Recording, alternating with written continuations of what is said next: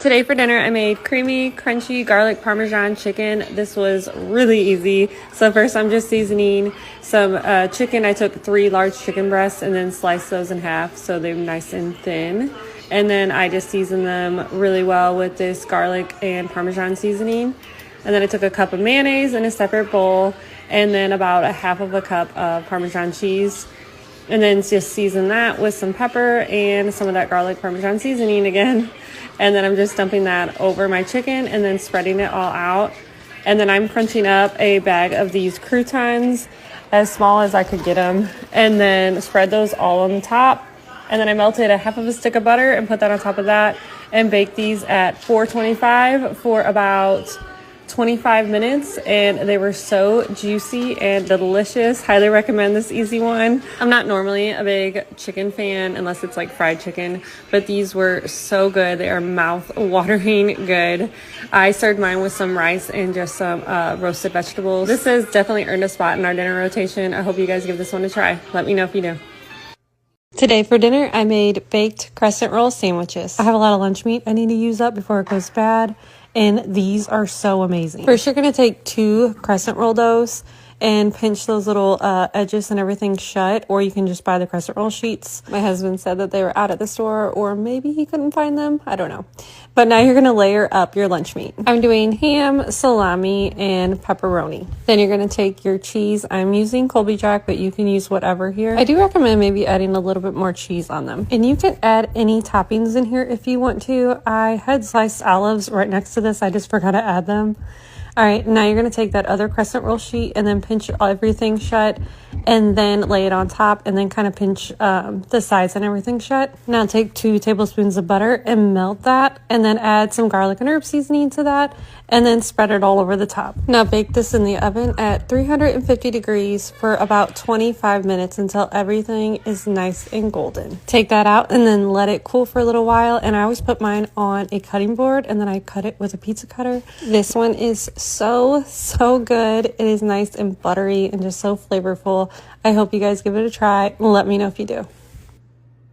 Let's make a delicious and easy dinner. This is a crock-pot French onion beef potato casserole. First, to your crock-pot, add a bag of the frozen shredded hash browns and then 1.5 pounds of ground beef cooked with 1 onion. Then add this whole container of French onion dip and then 1 can of the cream of chicken with herbs. Now you can add whatever cheese you want here. I'm doing 2 cups of freshly shredded Colby Jack cheese. Just add that to your crock-pot and then mix it up really well. And you're going to cook this on high for 2 to 3 hours, or you can go low around 4 hours. Around 30 minutes until it is finished. I topped it with these French fried onions and then I left the lid off. If you put the lid on, they get a little mushy. This one is so easy and delicious. I hope you guys give it a try. Let me know if you do. Tonight's dinner was crock-pot taco potato soup. This one was so incredibly easy and it tastes so amazing. First, take a 2-pound bag of frozen cubed hash browns and add those to your crock-pot. Then take a whole container of chicken broth and add that to your crock-pot as well with this spicy nacho soup. And then I had a can of the cheddar cheese soup as well. And you can use beef broth if you want instead. I just like chicken broth and my potato soup better. Then I took 1.5 pounds of ground beef and I'm cooking that separate and then adding an onion to that, draining some of that grease, and then adding about 1.5 packs of taco seasoning. Once that is all cooked, you're going to add this to your crock pot as well. Season that up however you want. I'm using some garlic powder, some Slap Your Mama seasoning, and then some more taco seasoning. And I think a can of diced tomatoes with green chilies would have been great in here. I just didn't have it. Cook this on high around 4 hours or low around 6 hours, or until the potatoes are tender. And then you're going to add 1 cup of heavy cream and then around 3/4 cups or so of sour cream. Then I also added around 2 cups of shredded Colby Jack cheese. Stir that up really well and then cook it another 30 minutes or so until everything is nice and combined and that cheese is all nice and melted. This soup was absolutely amazing, so easy to make. I topped mine with some sour cream and a little bit of chives. Hope you guys give this one a try. Let me know if you do. Let's make a delicious and easy dinner. This is a crock-pot French onion beef potato casserole. First, to your crock-pot, add a bag of the frozen shredded hash browns and then 1.5 pounds of ground beef cooked with 1 onion. Then add this whole container of French onion dip and then 1 can of the cream of chicken with herbs. Now you can add whatever cheese you want here. I'm doing 2 cups of freshly shredded Colby Jack cheese. Just add that to your crock-pot and then mix it up really well. And you're going to cook this on high for 2 to 3 hours, or you can go low around 4 hours. Around 30 minutes until it is finished. I topped it with these French fried onions, and then I left the lid off. If you put the lid on, they get a little mushy. This one is so easy and delicious. I hope you guys give it a try. Let me know if you do. Tonight we're making my kids' favorite dinner. First, I'm grabbing a large skillet and just putting a little bit of oil in there. And then I'm taking these little steaks and then putting a little bit of oil on that and just some salt and pepper. Make sure to get both sides, and then we're gonna cook those steaks on a medium to high heat. I'm cooking those 3 minutes per side. I'm going for a medium rare. Just cook those longer if you want. Take those off and let those rest. Now to the same skillet, you're gonna add 6 tablespoons of butter. And then I chopped up 1 onion and added to that as well. Then 2 tablespoons of minced garlic. Now I'm going to deglaze my pan with just a splash of chicken broth. Season however you want. I'm using smoked paprika, some Slap Your Mama seasoning, and some garlic and herb seasoning. Then you're gonna grab a box of those tortellini noodles and then just toss them up in that butter mixture. Now take the rest of that chicken broth and add it to that pasta. Once that starts to boil, you're gonna cook about 10 minutes. It should look like this when it is finished. And you could really eat that pasta just like this if you want, but we're adding around 1/4 of a cup to 1/2 of a cup of heavy cream and just a little bit of Parmesan cheese. Just stir that up until melted. Now cut those steaks and add it to the top. I hope you guys love this easy dinner. Today I made a taco tortellini all in one pan. This only took like 10 to 15 minutes to make, and it was delicious. First I cooked 1 pound of ground beef, and then you're gonna drain that grease as much as you can, and then add about a packet of taco seasoning. I had to make my own this time because I was out. And then you're gonna add a can of the tomatoes with green chilies. You can use all the juices in that too. And then I just filled that same can up with some beef broth and then put that in there too. Stir that all up really well, and then you're gonna wait for this to boil and then add your cheese tortellini in. I did about 1/2 of a bag of this family size. You could have added more, I just didn't have any more. And then I stirred it up and waited for it to boil and then covered it for just like 2 minutes. These don't take long at all to cook. And then I took about 1/2 of a cup of sour cream and I added it to that with my cheese. So I did about 2 cups of shredded cheese. I added some here and then waited to kind of see what it looked like, and then I added a little bit more. You're just going to cover that until all that cheese is nice and melted. I topped with a little bit more cheese and then added some green onions to it.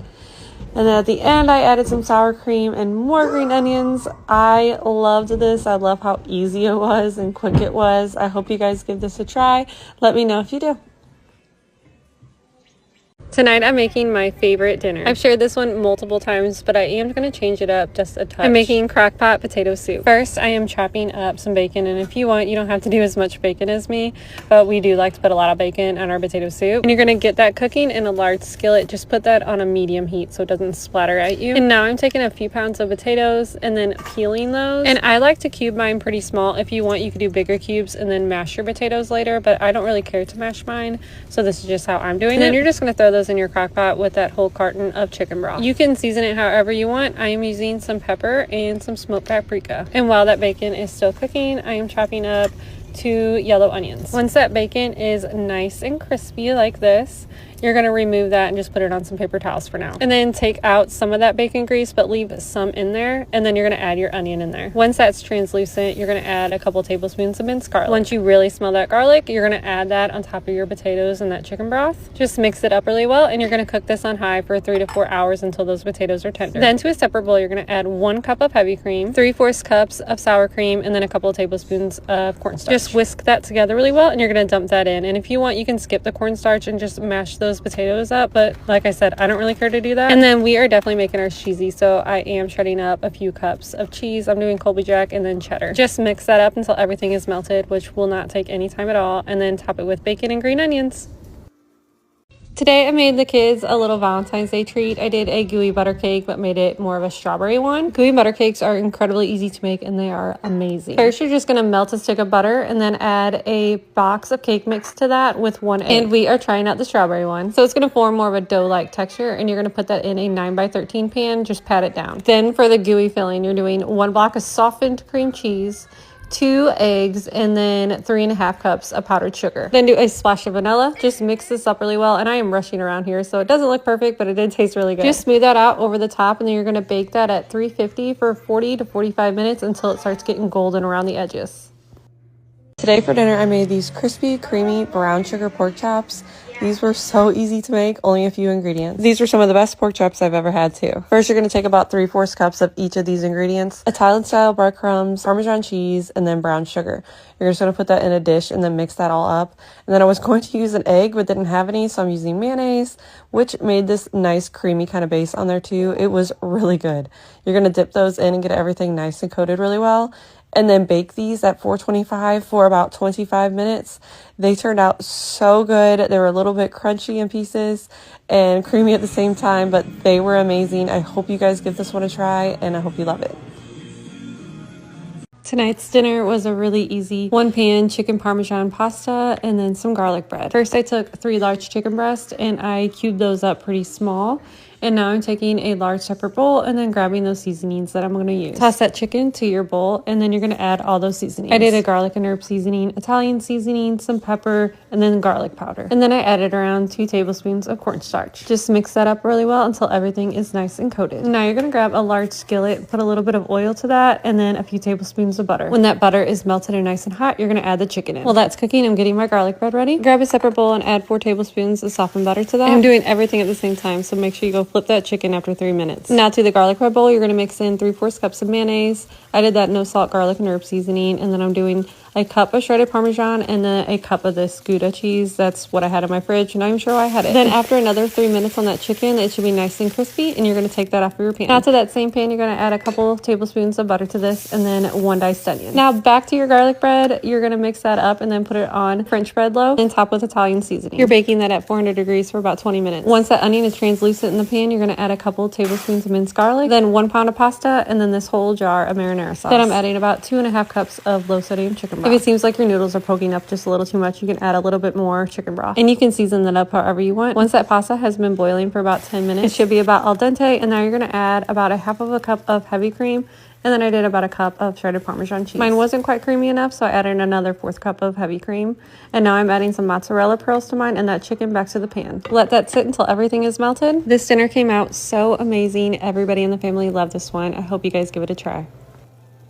Tonight's crock-pot dinner is fajita chicken. This one is easy and so delicious. First, take 3 large chicken breasts and throw them into your crock-pot, and then add your favorite salsa. Add around 1/2 cup of chicken broth and get out any of the extra salsa in that container. Now add 1 packet of fajita mix. Season up however you want. I'm adding some Slap Your Mama seasoning. Then a couple big scoops of minced garlic. Then I'm adding a can of drained corn and then a can of drained and rinsed black beans. And then I'm adding some jalapenos and some of the juice from the jalapenos. Now you're going to cut up 2 bell peppers and then 1 onion. You can change up this recipe however much you want to. You don't have to add the black beans or the corn, or you can add more of whatever you want. I cooked mine on high for around 4.5 hours until that chicken was cooked through, or you could cook it on low around 6 to 7 hours. Once it's done, you're going to take out that chicken and then shred it up. I always use an electric mixer because it is way easier.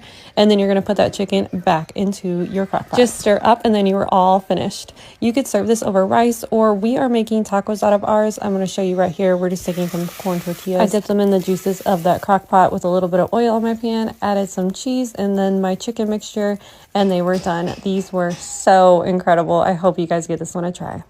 Today for dessert, I made this amazing lemon blueberry poke cake. It's perfect for spring and it is so easy to make and it tastes amazing. First, you're going to take a box of lemon cake mix and just make that as the box directions say. And you could always change up the cake mix here. If you don't want any kind of lemon flavors in there, you could just do yellow cake mix. So I'm just adding my water, oil, and eggs, and then I'm going to bake that as the box directions say too. And then you're going to let that cool for 15 to 20 minutes. And now on to the next layer. I am taking 2 cans of this blueberry pie filling, and then I am going to mix it up just to make it a little thinner so it goes through those holes really well. And then I also added 1/4 cup of water.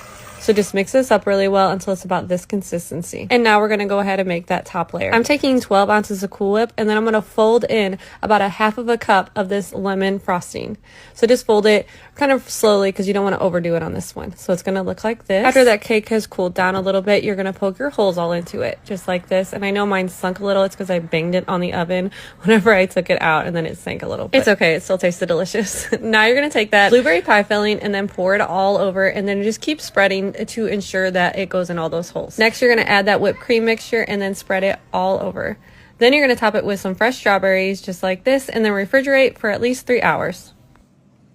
Today, I made a delicious and really easy sheet pan dinner. First, I grabbed around 16 ounces of mushrooms, added those to my pan, and then about 12 ounces of green beans, and then a package of gnocchi. I melted that garlic and herb butter, and I'm just spreading that all over everything, and then toss it up a little bit. Season up however you want. I'm doing that garlic and herb seasoning and some pepper. You're gonna bake this at 450 for around 16 minutes. While that is baking, I took 2 flank steaks, and then I'm just slicing mine into 4, so just like this. And you can season with whatever you want. I'm doing that Montreal steak seasoning. When that comes out of the oven, you are going to mix everything up well again, and then add your steaks to the top. Put your oven on broil, and you're gonna cook those for 7 to 8 minutes. When that comes out, you need to flip those steaks and then add more of that garlic and herb butter to the top of them. I added a little bit more to the gnocchi too. I also shredded up some Parmesan cheese to put on top of the gnocchi, and then seasoned it with some red pepper flakes, some more garlic and herb seasoning. Place back in the oven for another 7 to 8 minutes, and then you do need to let those steaks rest before slicing those for about 5 minutes. This was such a delicious and filling meal. I hope you guys give this a try.